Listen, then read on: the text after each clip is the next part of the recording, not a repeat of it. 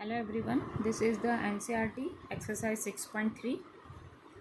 In figure, first question is in figure 6.39, sides QP and RQ of triangle PQR are produced to point S and T respectively if angle SPR equal to 135 degree and angle PQT equal to 110 degree. Find angle PRQ. Here the figure angle triangle is a PQR. PQR is a triangle and produce S and T. Produce P को हमने S तक बढ़ाया और Q को हमने T तक बढ़ा दिया. Angle SPR is given 135 degree and angle PQT is given 110 degree. Find PRQ. This angle we will find. Okay, this angle we will find. So in this question we know that QPS is a straight line. So angle SPR plus angle QPR both are linear pair of angle. So sum of both angle is 180. So we can write solution is, since QPS is a straight line, so angle QPR plus angle SPR equal to 180 degree and angle SPR given 135. So we put this value here, 135 degree equal to 180 degree. So angle QPR is equal to 180 minus 135 degree. Angle QPR equal to 45 degree. Angle QPR 45 degree. यहाँ हमने P की value find कर ली.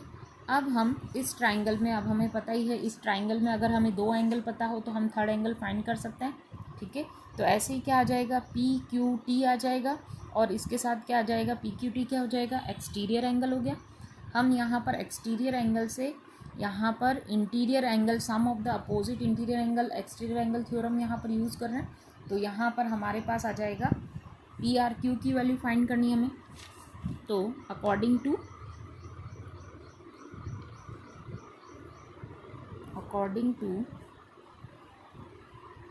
exterior angle theorem,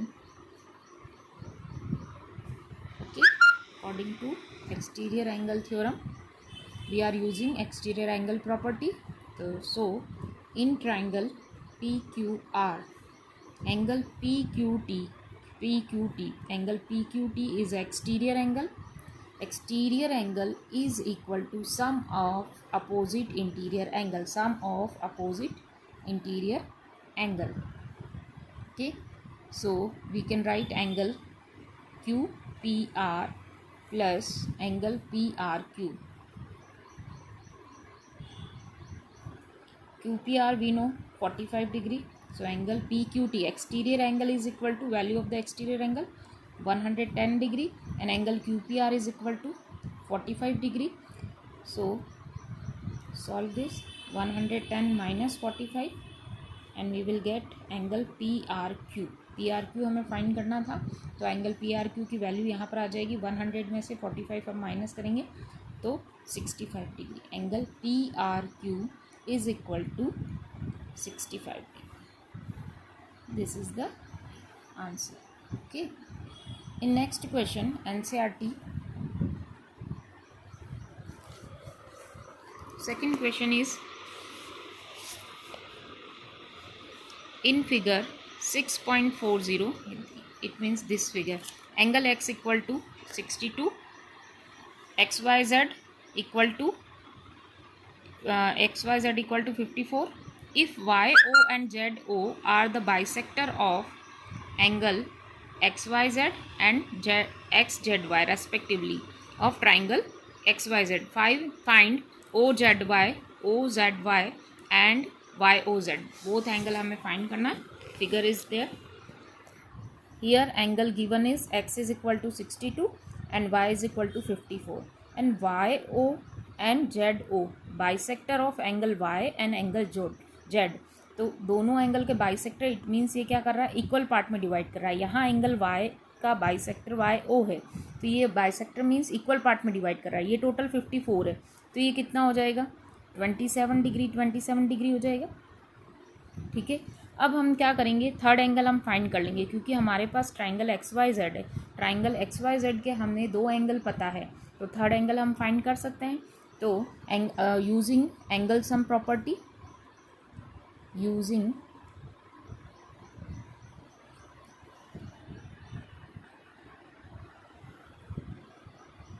angle sum property,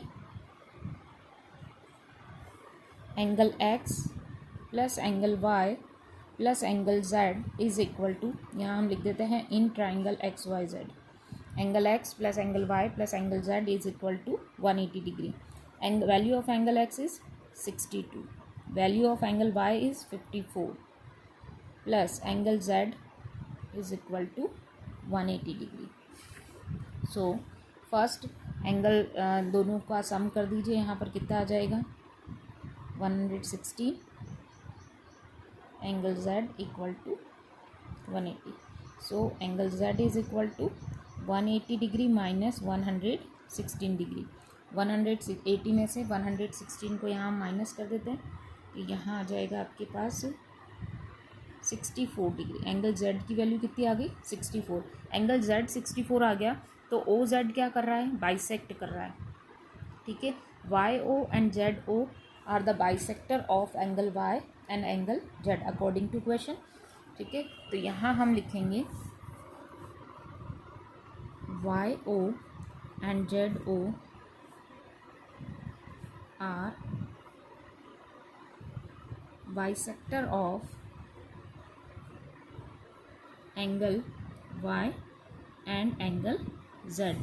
So angle XYZ, angle XYZ तो यहाँ पर है, इसका bisector क्या हो जाएगा, XYZ तो है 54 और XZY हो गया हमारे पास 64 ना.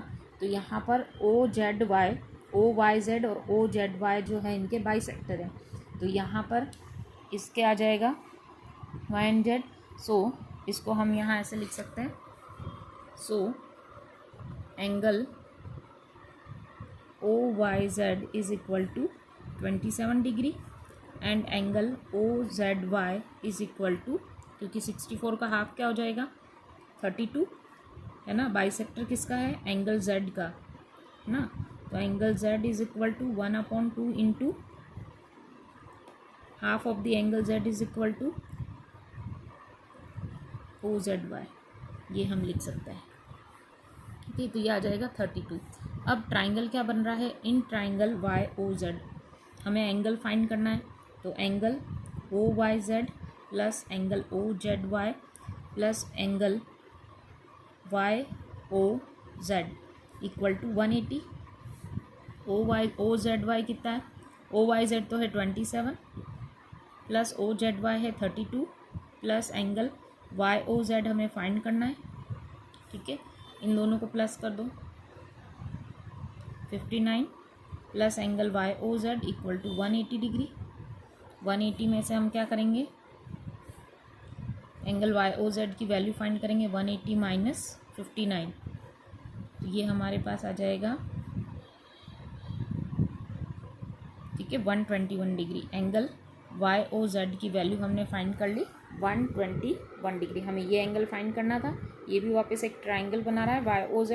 तो OYZ तो हो गया था 27 और OZY क्योंकि Z की वैल्यू आई थी 64, OZ उसका बाइसेक्टर है, तो यहाँ 64 को हमने डिवाइड कर लिया था 32 में. अब ये दोनों एंगल पता चल गए. एक एंगल उसने ये पूछा था OZY, तो OZY हमारा आ गया 32 डिग्री. ठीक है. फिर अब हम इस ट्राइंगल में दो एंगल हमें पता है, थर्ड एंगल हम फाइंड कर सकते हैं. तो OYZ, OZY और YOZ तीनों मिलाकर हमने लिखा है यहाँ पर 180 डिग्री. दोनों वैल्यू हमने पुट कर दी और यहाँ पर इसको हमने सॉल्व कर दिया. तो YOZ की वैल्यू आ गई 120.